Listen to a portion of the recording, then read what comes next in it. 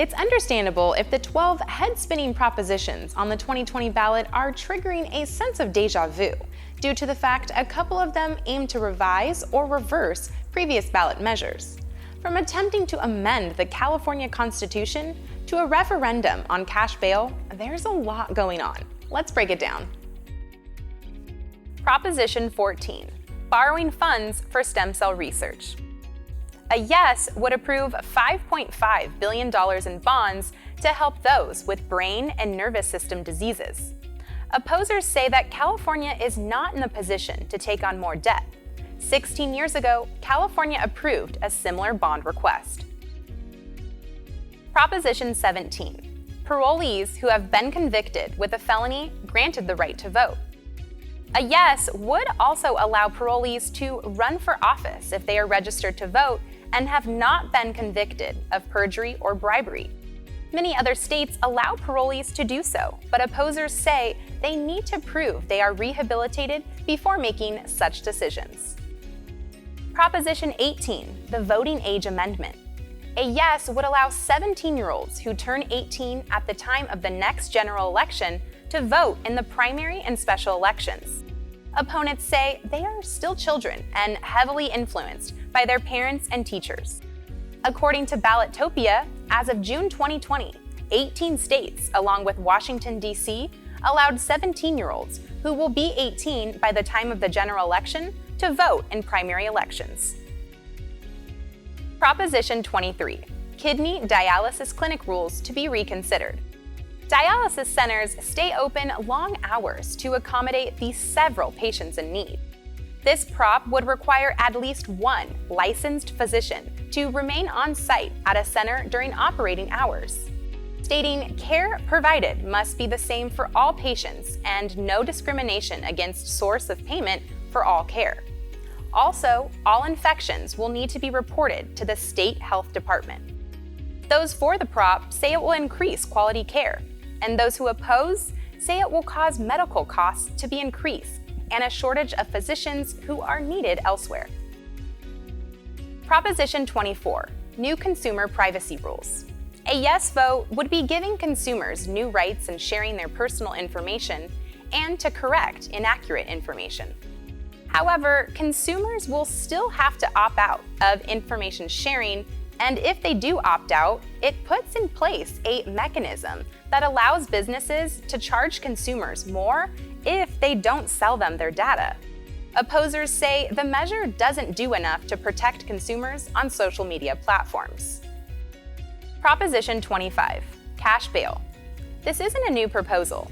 2 years ago, the state legislature passed a law to end cash bail. This allows judges to release most misdemeanor suspects while they await trial. However, prior to the law going into effect, the bail bonds industry received enough signatures to place the law on hold, which is why it is on the ballot today. A no vote would restore the money bail system, and a yes would put the law into effect. We thought we would bring in some community leaders to help explain the rest. Today, we have with us Joan Donahue, president of the League of Women Voters, Riverside. We'll start with 16. It was placed on the ballot by the California legislature and would repeal Proposition 209, which banned preferential treatment by public colleges and other government agencies based on race, ethnicity, and sex. Those in support of Proposition 16 say, despite living in the most diverse state in the nation, women and people of color currently are discriminated against. Prop 16 is one obvious step in the right direction that goes right to the heart of systematic racism. In opposition, the state should treat everyone equally. When deciding who gets into college, who gets a government job, we should not favor one racial or ethnic group over another. Prop 20 would require that the Parole Review Board consider additional factors, such as a felon's age, marketable skills, attitude about the crime, and mental condition, as well as the circumstances of any previous crimes. Those in support, Keep America Safe is the main coalition. They've raised $3.5 million. They say, Prop 20 would not increase the prison population. It would only ensure that people convicted of these crimes serve their full sentences. Prop 20 will help stop car break-ins, shoplifting, and other theft that has been on the rise. Those in opposition, Californians Against the Prison Spending Scam is the name of the committee. They've raised $6.5 million. They say, Californians have overwhelmingly voted to reduce wasteful prison spending. Prop 20 reverses that progress. Rehabilitating people before prison release is the most effective way to improve public safety. A local to Temecula, Adam Ruiz, is also joining us to share his insight. Adam is currently running for Temecula City Council. He is a commissioner on the Community Services Commission for the City of Temecula, Government Affairs Director at SRCAR, Chair of the Southwest California Legislative Council, and first Vice President of the Murrieta Temecula Group. The first ballot proposition I'll talk to you about is Proposition 15. This is commonly known as the Split Roll Initiative.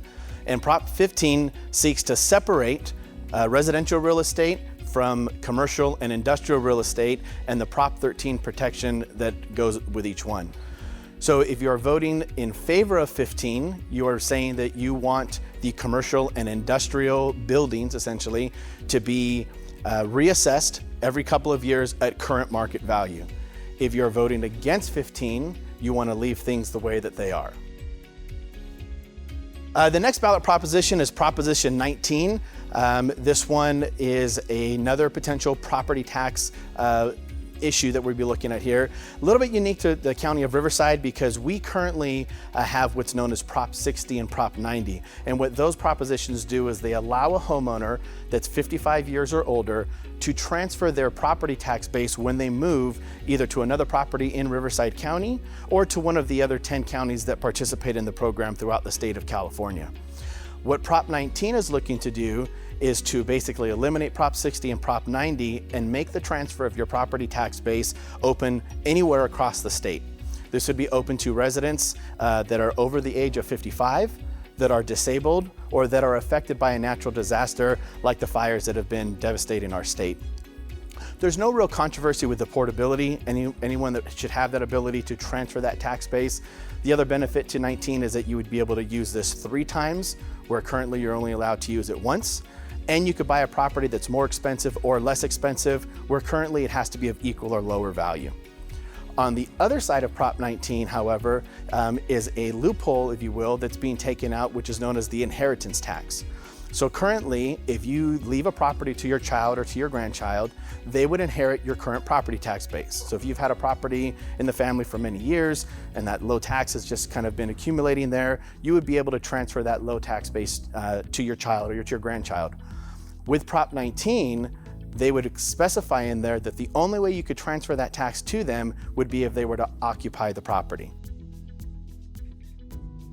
What Proposition 21 looks to do is to give power to cities and counties to have their own influence on rent control on properties that are 15 years and older.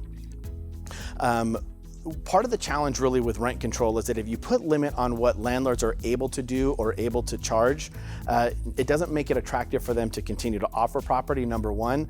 And number two, if they're told that they can only increase by a certain amount under certain parameters, a lot of the landlords want to protect their investment. So they may actually see increased rates while they're allowed to, even with a good tenant, to protect themselves for what's going on later down the road.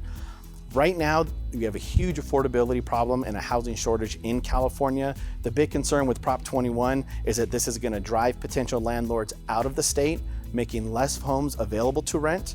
Less homes available to rent, by nature, will increase rent and the prices and make it less affordable for people. So there's a big concern that this will actually increase rent, make less homes affordable, and for that reason, the Ledge Council is representing a no on 21.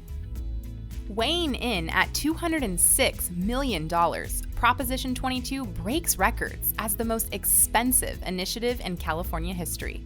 However, that isn't the only thing making this prop unique. It is also the most controversial on the ballot.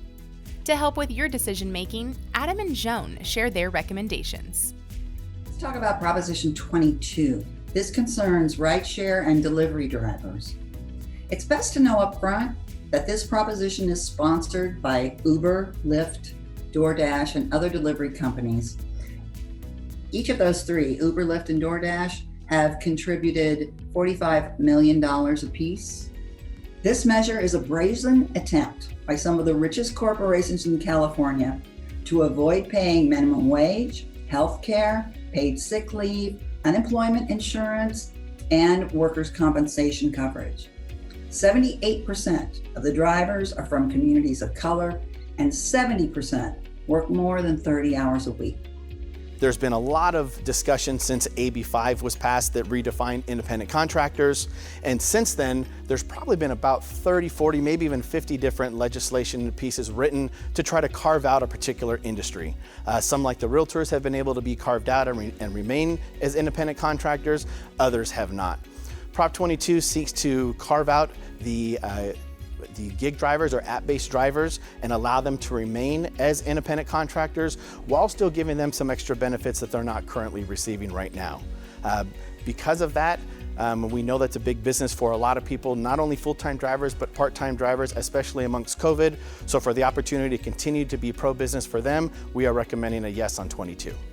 That's a lot of information to process. But remember, it is important to do your research in order to make the best decisions on issues that impact your life.